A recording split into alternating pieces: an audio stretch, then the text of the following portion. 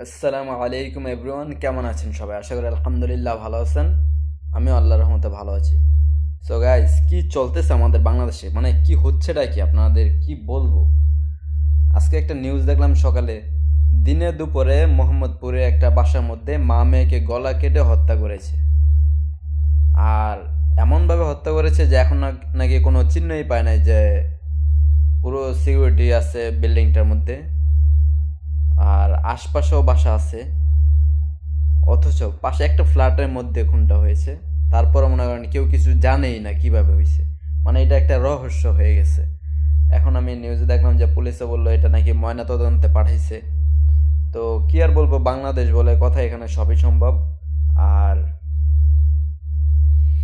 মোহাম্মদপুর জায়গাটা এমনিতে অনেক খাতারনাক, যদিও এখন কি বলবো আর কি, কিছু বলার নাই।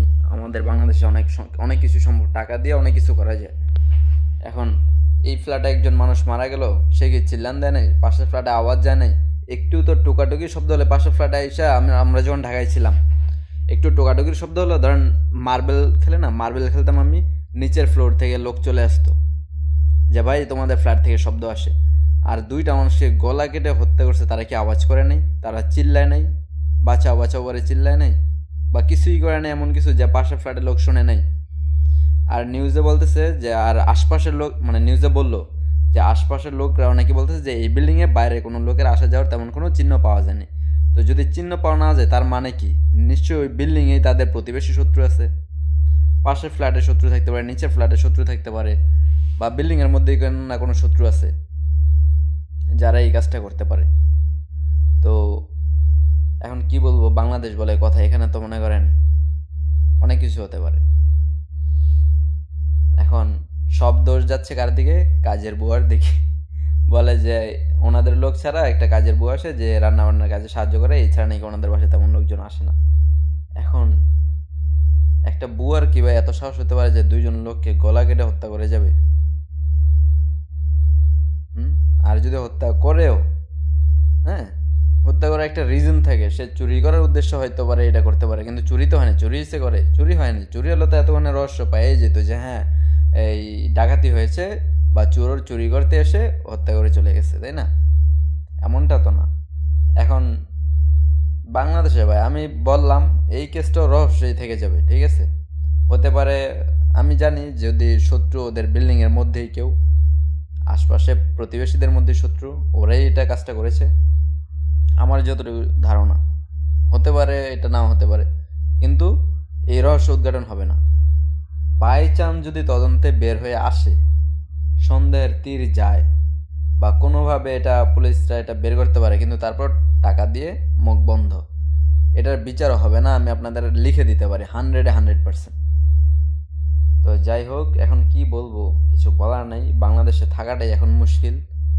আপনারা যারা আছেন নিজের খেয়াল রাখবেন। আর ভালো মানুষের জায়গা নাই ভাই, কোথাও জায়গা নেই। ভালো মানুষ ভালো মানুষই দেখাইতে যাবেন, সেখানেই মার খাবেন। যেমন মনে করেন আপনাদের একটা আমি উদাহরণ দেখাই।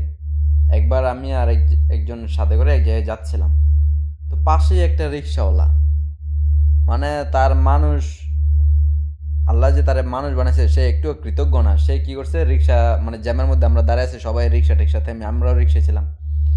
তো সেই লোক কি করছে, মানে ঘেউ ঘেউ করতেছে খামাখা, ঘেউ ঘেউ করতেছে আর অ্যাম্বুলেন্সের মতো সাউন্ড বের করতেছে মুখ দিয়ে। মানে কি বলবো, পরে আমার সাথে যে লোক ছিল সে প্রতিবাদ করলো, প্রতিবাদ করে তার রিক্সাওয়ালা আরো খেপে গেল। মানে রিক্সাওয়ালা এমন খেপে গেছে যে মনে হয় যে ওরে মারতে আসবে। পরে আরেকজন ভদ্রলোক, উনি অবশ্য আমাদের সাথে এক হয়ে প্রতিবাদ করলো যে বেটা তোরে তো ভালোর জন্য বলছে, তুই বেটা জ্যামের মধ্যে দাঁড়ায় আছিস ঘেউ ঘেউ করতেছিস কেন? হ্যাঁ, তোরে ভালোর জন্য বলছে, তুই উল্টা আবার বেটার উপরে চড়া হইতেছিস। তারপর মনে করেন একটু থামছে। আর নয়তো রিক্সাওয়ালা তো মনে করেন উল্টা কেঁপে যেতেছিল যে অন্য কারোর সমস্যা হয় না, আপনার সমস্যা হয় এটা সেটা। হ্যাঁ, এরকম ধমক দিচ্ছিল রিক্সাওয়ালায়। তো কি বলবো, মানে একটু অন্যায়ের প্রতিবাদ করবেন, কোনো লাভ নেই। আপনি একা প্রতিবাদ করবেন, যদি এরকম আপনারা 10 জন সাপোর্ট না দেয়, তাহলে দেখবেন যে আপনি ভালো কাজ করতে যাই আপনি উল্টা মাইর খেয়ে আসছেন। ঠিক আছে? তো এমনই বলতে চাই যে বাংলাদেশে কোনো কিছুর, মানে ভালো জিনিসের তো কোনো দামই নেই। এই যেমন এখন, এর আগে কত তো মার্ডার হইলো, এই সাগর রনি সাংবাদিক যারা ছিলেন, ওনাদের হত্যার রহস্য এখনো তো উদ্ঘাটন হলো না, হয়েছে? এই একবার দেখলাম যে কবরস্থান থেকে উঠায় নিয়ে আবার যে মেডিকেল করাইলো, কি ভাই কি লাভ এসব? হ্যাঁ, যত সব ফাউল, কিছু করার তো সামর্থ্য নাই, কামাখা মানে কাজ দেখায় যে হ্যাঁ কবর দিয়েছে, ওখান থেকে আবার উঠায় নিয়ে যে ময়না তদন্ত করতেছে। কি বলবো আর, এরকম অনেক কিছুই কাহিনী আছে যেগুলো বাংলাদেশ, এরকম অনেক কাহিনী আছে যেগুলো বাংলাদেশ পুলিশ বা কি বলবো তদন্ত যারা করে তারা এরা সমাধান করেনি। হতে পারে, হতে পারে ওরা খুঁজেই পায়নি, আবার হতে পারে যে হ্যাঁ টাকার কাছে বিক্রি হয়ে গেছে।